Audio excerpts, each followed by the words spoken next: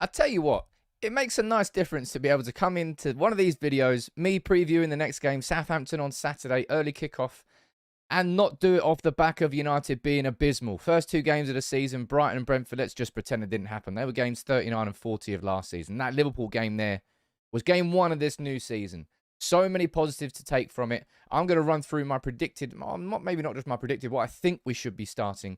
Well, Erik Ten Hag should be starting against Southampton. I'll run through each position. We'll have discussions about Casemiro, about Varane, about Ronaldo, about Martial. And you can let me know what you think in the comments. As always, make sure you subscribe to United People's TV, ladies and gents. If you're new in town, I really need to update that video at the start. Make sure you subscribe, hit the notifications bell as well. Yeah, but it's nice to be coming with this sort of energy into one of these videos. You know, going into that Liverpool game, we were nervous, we were tetchy, we were worried. And this was the starting 11 that Erik Ten Hag chose.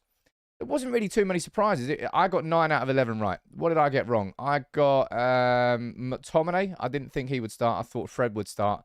And I didn't predict Elanga to start on the left-hand side. I thought I had Rashford there.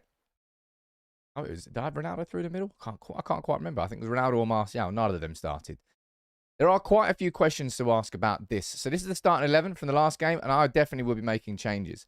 Now, if we're looking at probably the biggest positive from that first game there of this new season against Liverpool, I'll probably say it's a partnership there of Martinez and Varane. And there's absolutely no way that I would change that. That was fantastic. That worked. They balanced well. And I know that this is a case of it's a 60-game season, and Ten Hag's going to have to rotate. But nah, man, you're keeping that. Surely you're keeping those two together. That's what I think. So anyway, you can let me know what you think in the comments below. But I'll be extremely surprised if he changes either of those, and I'll be extremely surprised if he changes this lad. I was waiting for him to start his first game for United, and he did not disappoint. Really didn't disappoint. Yeah, he made some mistakes, but he has excellent recovery and the tenacity to recover that. That's what he'd done at Feyenoord as well, and he's done that. I think Dalot showed a bit more in that game. Dalot's still a little bit concerned about, but he's definitely the best right back option we've got at the club for sure. And unless we bring someone in, I don't think he'll be going out of that starting 11 really a lot this season, as long as he's fit and capable. But it's when we move into midfield that we can start talking. And my next point, after, as I say, I want to shout out a Super 6 here, but after this, we're having a conversation about Casemiro, so you definitely want to stick around for this bad boy. Big up to Super 6 for supporting United People's TV these last few weeks. And I tell you what, it's nice to come in and do some of these predictions this week with the Super 6 after Man United have actually, won a game of football. A really cracking performance against Liverpool. Liverpool played Bournemouth this week. City got Palace at home. I'm going to run through my predictions. Now, all you got to do is follow the link in the description. Join the United People's TV League. If you get them all right, you might be in with a chance of winning a million quid, which is, well, that's good news, right? And even if you don't do that and you beat my score, which probably won't be that difficult, I'll be completely honest, you can win a United shirt. So make sure you follow the link in the description. Join the league. But these are my predictions this week. I think City, I reckon it'll be a good game against Palace, but I think they'll have enough to beat them at home 2-1. I think Liverpool bounce back after being, let's be honest, played off the park, really, against United at Old Trafford. 3-0 for them. Leicester, Chelsea. I'm gonna back Chelsea to sneak that one. I think it'll be quite a tight game. Arsenal right now, it hurts me to say. Look at how good they're playing right now. 5-1. They might concede a goal, but I think they'll spank Fulham. Wolves and Newcastle, calling that a 1-1 draw. And I think Spurs will easily beat Nottingham Forest 2-0. For my golden goal, I have gone for the 8th minute. All you've got to do is submit your predictions. Follow the link in the description. Could be in with a chance of winning a million quid. And even if you don't get that, you might win a United shirt. What more could you want? Right then, now we get to have a conversation I've been looking forward to for so many years. Where do we play our new defensive midfielder? Well, I think you know the answer to that question. I suppose the question should have been, would he be fit to start?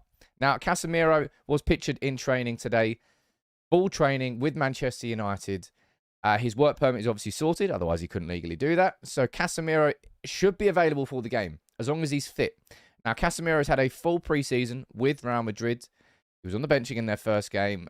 I don't doubt for any split second that he's not going to be fit enough to start here. This is going to feel nice. Sorry, Scott McTominay.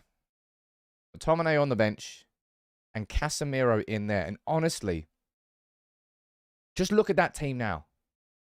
Just by dropping Casemiro in there, that feels So much more solid. The balance is there.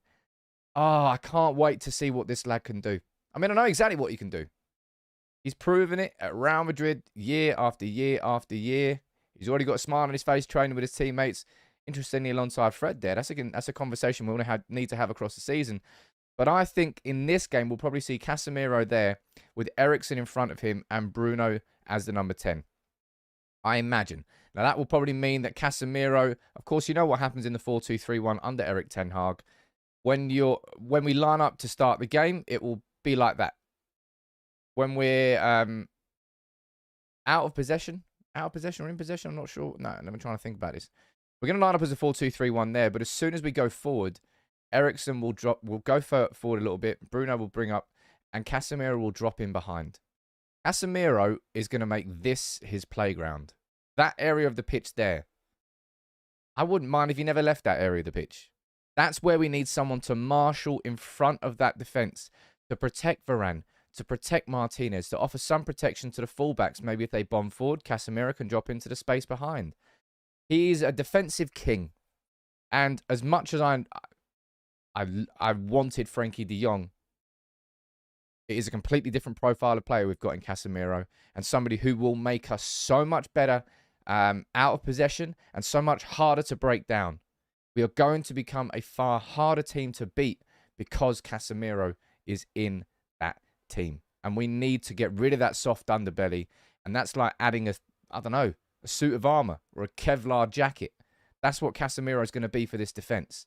And it will mean that Eriksen's got a bit more freedom to really go forward because he knows he's got Casemiro in behind him. I can't wait to see what happens. If Casemiro's not fit to start, I imagine you'll probably see, well, you choose. It's either Fred or McTominay. Either of them is going to be a compromise. I think it'll be Eriksen who starts there, but if we don't get De Jong, and it looks like we're not getting him, I imagine Eriksen is going to be the player that Erik ten Hag looks towards for replacing him this season, and he'll help Fred sort of learn and understand that role. But deep playmaking is more natural to Eriksen than it is to Fred, who should, when Fred comes into this team, he will operate, instead of dropping deeper, he'll definitely operate further forward there. That's where he's played very, very well with Brazil. That's where he's played very, very well with... good. Blocker. Whoops. Don't press the ads at the top of the screen. Rule number 1. Anyway, let's move Fred out of that team. Moving Fred maybe loaded an advert up. Anyway. I'm waffling.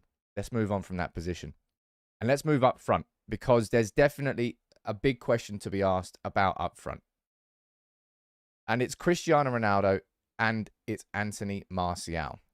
Because I think one thing that's absolutely going to happen, you're going to see Elanga drop to the bench. You're going to see Rashford come out left. And the question is just about which of these two do you start up front? Now, you can let me know what you would do in the comments.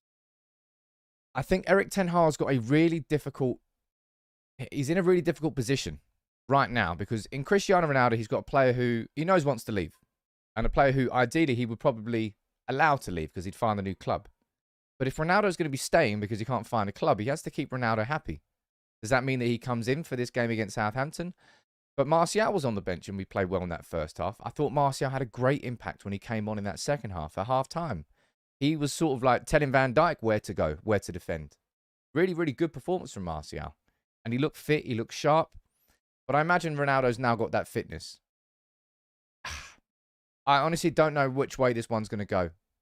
But I think if Ronaldo is completely fit to start this game, I think Ten Hag might throw him an olive branch.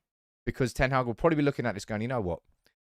Probably going to have Ronaldo now for the season. The last thing I want is just a pure sulking Ronaldo on the bench.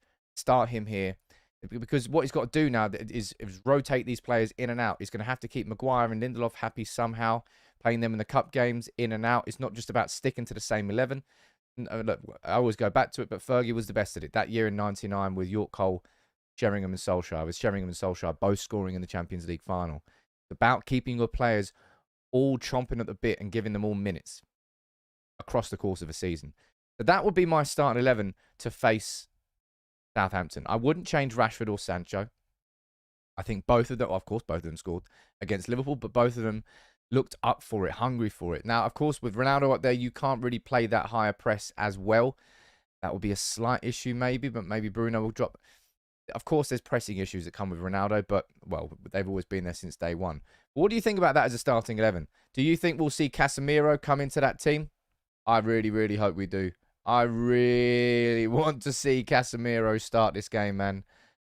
We were so good against Liverpool. Just imagine what happens when he dropped Casemiro into that. It's just, it's the levels are just ridiculous. The levels are crazy by comparison. But that's my starting 11 there. No changes in that back five. Casemiro in for McTominay and Ronaldo in for Elanga. They're the two changes I think we'll see. But you can let me know what you think about that in the comments below. Make sure you subscribe to United People's TV and make sure you don't click the adverts at the top of the little formation. Otherwise, it'll just come up. Don't do that. It's a bad idea.